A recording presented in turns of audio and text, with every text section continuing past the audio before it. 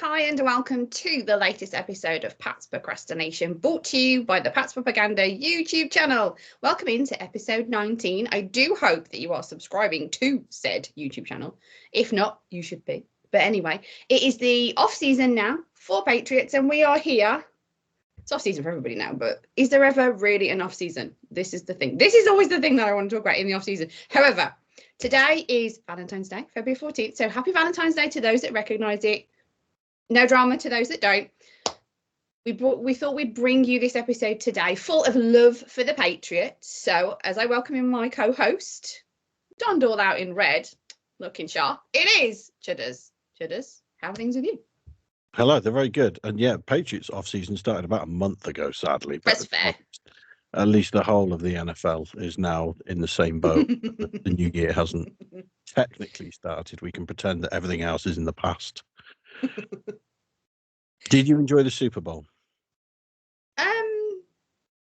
Mostly. The first half, yes. It was good football. I enjoyed watching it. Sorry?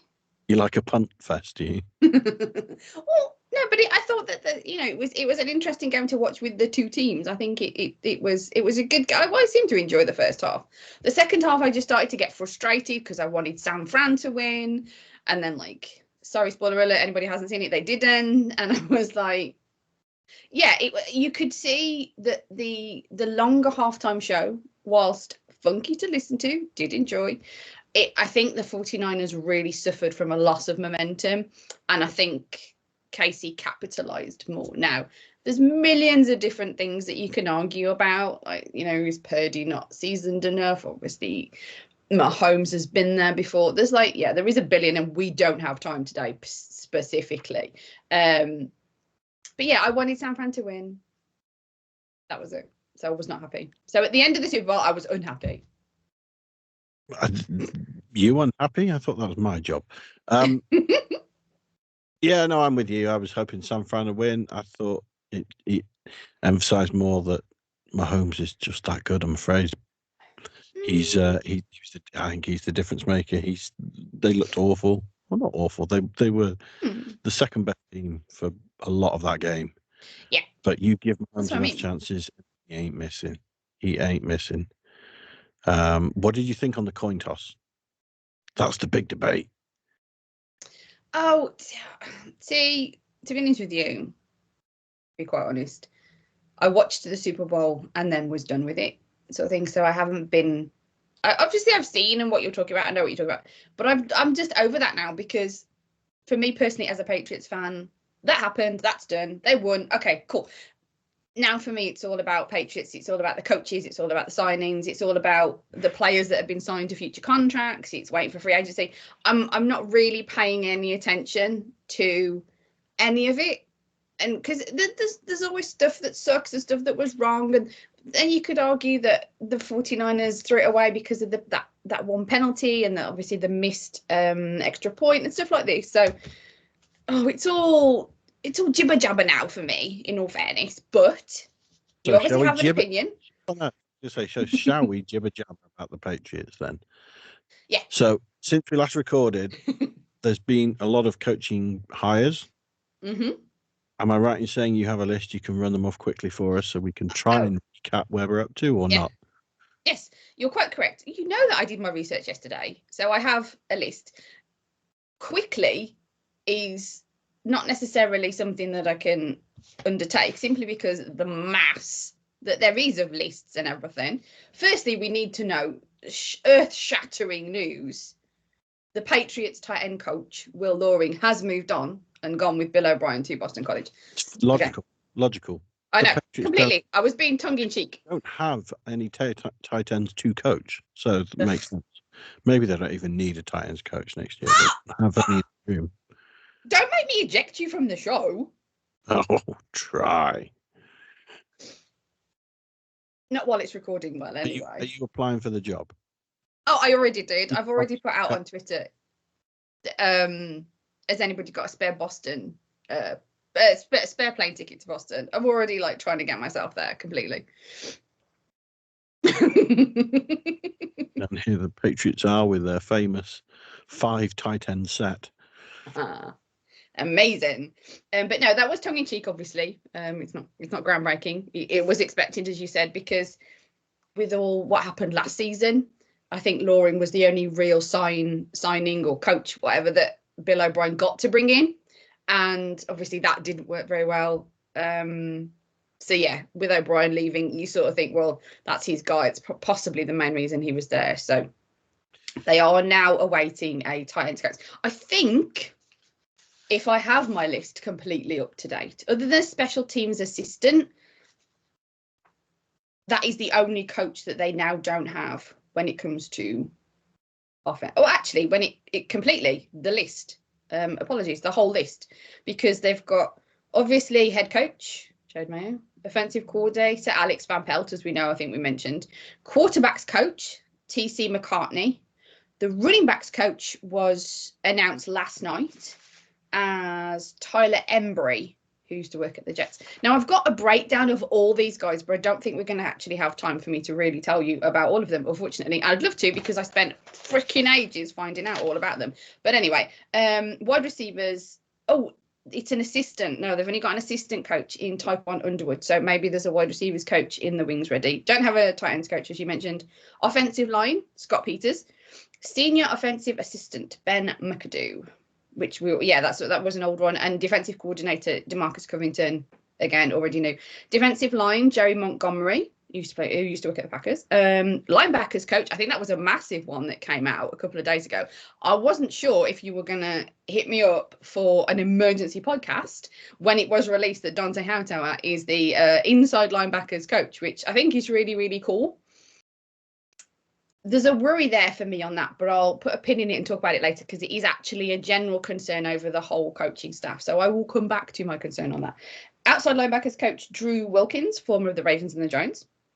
Cornerbacks is still Mike Pellegrino. Safeties, Brian Belichick remains, as far as we're aware, as last I heard. Special teams coordinator, Jeremy Springer, as we know from the Rams. And special teams assistant is still to be determined. Now, there was two more signings in the personnel department, and that was the senior personal executive, Alonzo Highsmith, and personal executive, apologies for reading my notes, Bobby Brown. So there's a lot of people in that building. There's a lot of, I was going to say that don't know each other, but that's actually not true, because when you look at into the background of a lot of these guys, there is overlaps here, there, or whatever. It's not all Browns, it's not all Green Bay, but there is definitely little bits where a lot of these individuals have spent time working with the other. And I think that's a massive key. I know a lot of people were looking at, oh, well, for example, Van Pelt, signing Van Pelt, offensive coordinator. A lot of people were like, who? And oh, it should have been this, it should have been that. That's not who we wanted. You know, is he like the fifth choice and this, that, and the other? The thing for me that's really key is part of me, and partially, and I say this very reserved, that I kind of don't care what any of these guys did before. What I care about is the fact that it appears that Mayo is trying to build an organisation that will work together. There is some familiarity here and there. There's some working together. If he's picking the guys who seem to know this guy, he worked with this guy, he worked well with that, he's experienced in this, and this is our weakest point, this, that, and the other. For me, it's kind of, well, it doesn't actually matter what he did sort of before. He wasn't the one you wanted. If they all lock in together and are really successful, none of that will matter. Now, obviously, the chances of it all happening kind of slim, and I don't know that it's going to, and it could easily not. Totally. But for me, that's my outlook, is in, I don't really know if I care, as long as they all work really well. And it looks to me like the way that they're building it is individuals that could work really well. And for me, that seems to be the most important thing at the moment. I know a lot of people aren't happy, but what can we do? It is what it is. And I'm just, I guess I'm excited to see what they can bring, because obviously it's all new. There's so many new names, but not just that. There's more. It isn't just there's a new name. there is individuals in roles that the Patriots didn't have before. Sorry, long-winded. I apologise. No, you sound off as you need to, Claire. No, this was. I'm just. Yeah, no, I've done the list now. You go. So I agree with most of what you said there. I think it's interesting how the quantity of coaching appears to have been increased from previous, which was something that was always mentioned, that Bill preferred keeping a tight group rather than a large group. Like, I think, the 49ers, I think, possibly have the biggest, but like he always was quite slim on his number of coaches. I'm excited. I'm pleased that they have increased the quantity of coaches. Like you said, I think it's also very interesting and very good that they've all come from different areas of the league, different teams, different backgrounds. There isn't, like you say, he's come over from the Browns and he's just brought the entire Browns back office with him. He's handpicked from many different spots.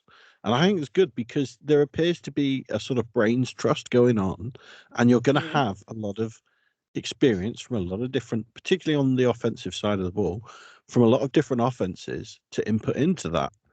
The other element that I think we've suffered the past 4 or 5 years, and you can debate this, with the drafting that has taken place, was it identifying talent that was the problem, or was it developing it? Because ultimately, these past sort of 5, 6, even more draft classes have been relatively poor.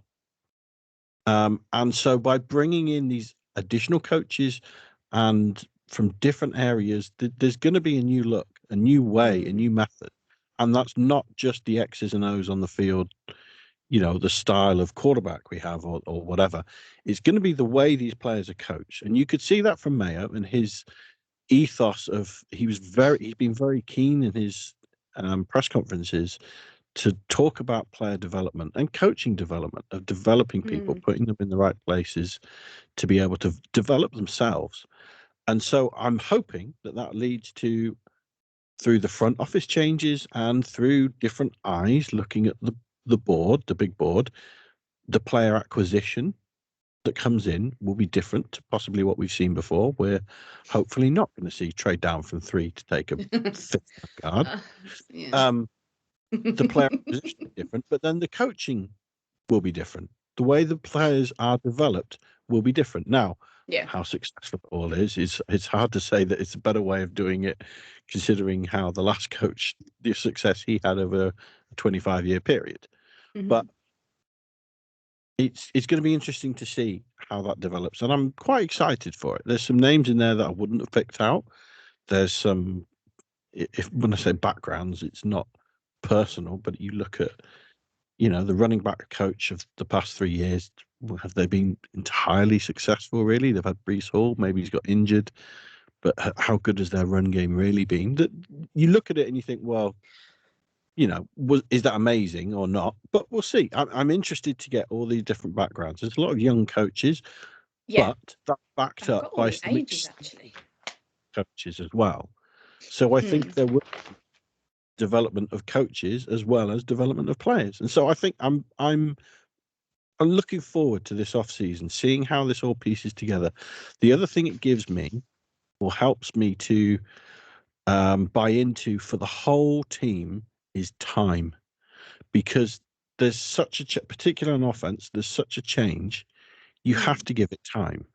They could select the top 5 best players in the draft that you really think they should be picking. They could get some quality players in free agency.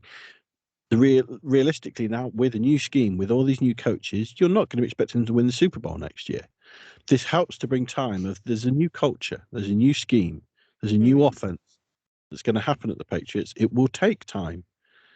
Whoever they bring in to develop it, like you say, for those guys to gel, not because they're necessarily not gelling now, but when you are gelling new things, you still need a bit of time for that to bed in and to see exactly how this offense is going to work. And so these changes help to buy that time, that, okay, we're going to all develop here, we're going to pull in the same direction, but we're starting from quite a low point. So we know we've got a journey to go on here. It's not going to be a 1-year wonder and we're back in it next year. but we're all going to be going in the same direction. So I'm excited by it. I just want to quickly. Last thing I'll touch on, and what everything I've said there about the newness, particularly on the offense, I like on the defense that they have promoted within and they're looking for continuity, because that was the one bright spark the past few years, how strong the defense has been. There's some new pieces brought in. There's some familiarity with those pieces, with Hightower coming in. I'm personally excited about. He was my favourite defenseman, linebacker for the past 10 years, or since Bruce left, almost. That I'm love that he's back in the building now and he's coaching. How good a coach he'll be remains to be seen. But his mind, he was an intelligent linebacker. He was the play caller of the defense. I'm excited to have him back in that room, and I hope that works. I like the familiarity on the defensive side of the ball, so that hopefully they will continue with that strong defense. One point in regards to Hightower is, this is like his first sort of situation NFL coaching. He's been paired with an outside linebacker who has got 14 years experience with the Ravens and the Giants. Now, obviously, that it's the two different position, obviously, inside and outside. But I think it's good that they've brought in somebody who's kind of in the next group along, who's really experienced, that maybe Hightower can lean upon, because obviously it's a close proximity in regards to position. So this is the other thing, what I mean by not just looking at the individual's name and, oh, well, he wasn't very successful at the Jets, or the Giants didn't want him as their head coach and stuff. I think it's about the bigger picture of each individual. And that for me is another key, that how they've brought that guy in alongside someone who's basically brand new, really. The one thing I wanted to push back just quickly is the running back coach, because I know a lot of people say, oh, he was 3 years with the Jets, but he also worked with the new quarterbacks coach, McCartney, in San Fran for a season or two. He coached running backs the last 3 years in New York. He played wide receiver at college. Got his start. That's a bit of information I wanted. He got his start as a defensive assistant with Andy Reid in KC. So again, it's the bigger picture of what they might be looking at, whereas fans are looking at, oh, well, he just coached the running backs the last 3 years. I think we need to look at, I'm just going to hop on the bigger picture of, they're looking to piece together all that information that maybe fans are only looking on the surface, if that makes sense. So I just implore people to look a bit further. And on that note, go over to Pat's Propaganda, because I did do a piece about the top 3 coaches, Van Pelt, Covington, and I'm so good then I can't remember. Who was the other coach that we knew about? The new Springer, the new special teams coordinator. No, I can't believe this. Go over to Pat's Propaganda and check it out anyway. It's another faux pas by me. No, the offense and defense, Van Pelt, Covington, and I think Mayo then. It must have been way back then. Anyway, make sure you're keeping your eyes on Pat's Propaganda. Anyway, so overall, happy with the coaching? Definitely. I'm excited to see. They're going to have to hit the ground running, and the reports this week are they are meeting, that they're fully underway. They're working on the plans. Obviously, going to start with free agency, franchise tagging. What are they going to do there? And then already looking further onto the draft. Now we have the board is set. The 32 teams in order. Indeed. But we got a couple of months now till that. Board was set for us like ages ago. We've got some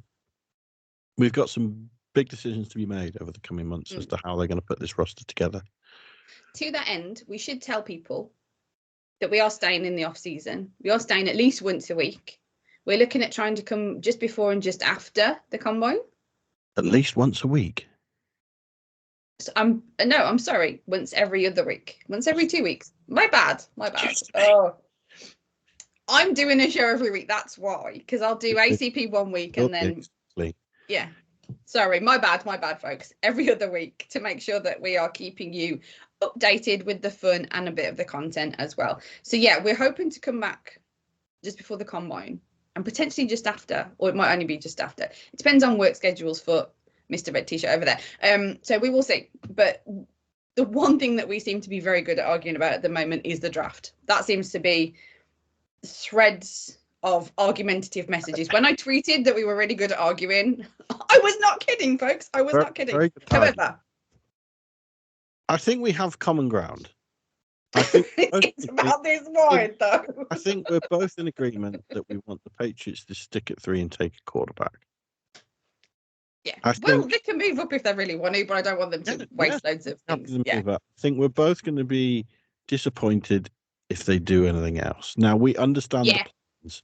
If they do decide to take MHJ or Joe Alt at 3, we understand why they are needs for the Patriots. It's just not we'd like them to execute. I think we'll shut this down because this is for another show. It's true. I apologise for cutting you off, but it's true. We don't have time on this show. This shut me off, didn't you? And then shut me down. This is why we have. She'll wind me up. She'll throw a grenade, smother it, fix the situation, and then she'll get mad. That's so wrong. How can you sit there and lie so blatantly to all of our lovely fans, watchers, listeners? How can you do that? It's disgusting. Really disgusting, throwing so much shade. It's supposed to be a day of love today as well. How cruel are you? So, yes, lots to talk about with the draft, I know, but it is a long way away as well. So there's some stuff to do in between, and there is free agency and there is franchise tagging, and I know that we were going to talk about that, and we want to talk about it a little bit, but we'll probably have time on another show anyway. However, one thing that I did do was, did you know that the Patriots have signed 9 individuals to a future contract? I did. They are all. Can you name them all? Off? Are you gonna share that with us? I was going to, because I was actually surprised that it was so many. Now, before anybody gets like really excited, I know these individuals are practice squad guys, because 7 of them have been signed from practice squad last season. So there really is not much to talk about, is there? There was the 2 signings that were mentioned with Michael Jordan and K1 Baker, apologies, the offensive lineman. Now, Michael Jordan did intrigued me a little bit, because it's not the Michael Jordan day. Yeah, I did. I know. Come on, please. Not as dumb as I look. Offensive lineman.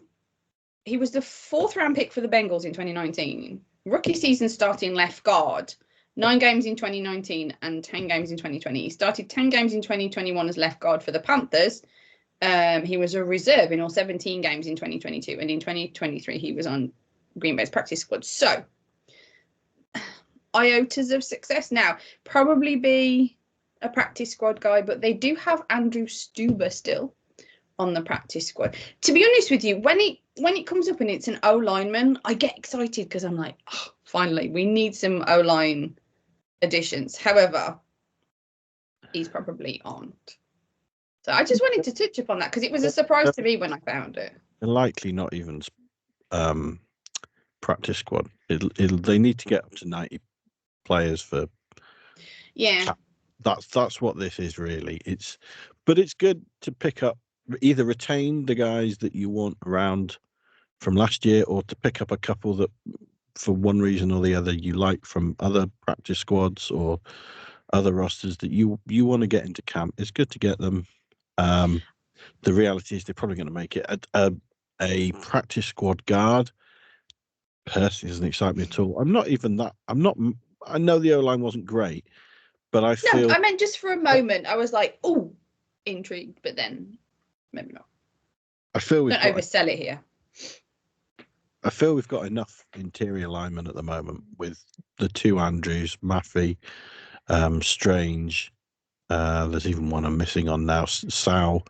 If they're able to retain him on Wenu, although I'd prefer you keep him at guard. There's Stuber, as you said. There's enough. When I say talent, it's not necessarily elite talent, but there's enough NFL players, should we say, that can play in the interior offense. That's not a massive position of need for me for this offense, or off season maybe even. Tackle is. that's massive. Whether that's free agency, whether that's trade, whether that's draft, you need some tackles, and it hopefully starts with retaining Onwenu is point one, and then what you do after that is interesting. It's been interesting to read a few pieces or snippets that Antonio Brown really likes Jared Mayo.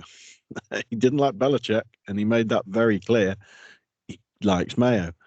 I'd like to think he's probably not going to return because I don't like the attitude and the injury history of Brown. He's a starting left tackle, and the Patriots need one. And Hold on, have you got the name? I'm so sorry. Have you got the name right? Oh, I've had Trent Brown. Sorry, who was I saying? You said Antonio Brown. I'm like, are you Well, serious right now? No. So that bad. Probably Antonio Brown couldn't do much worse with his aggression at tackle. But no, apologies. Yeah, Trent Brown. Okay. He Oh, sorry. Go on. I think I'm over him. I think it needs to be I'm something. over. I think I get your point, and I get people's point, and I just think I don't know. I'm a bit over him. I want some. I think it needs to be addressed significantly. The problem is, you talk about like free agency and stuff like this, and I know that we'll get onto that in another show now.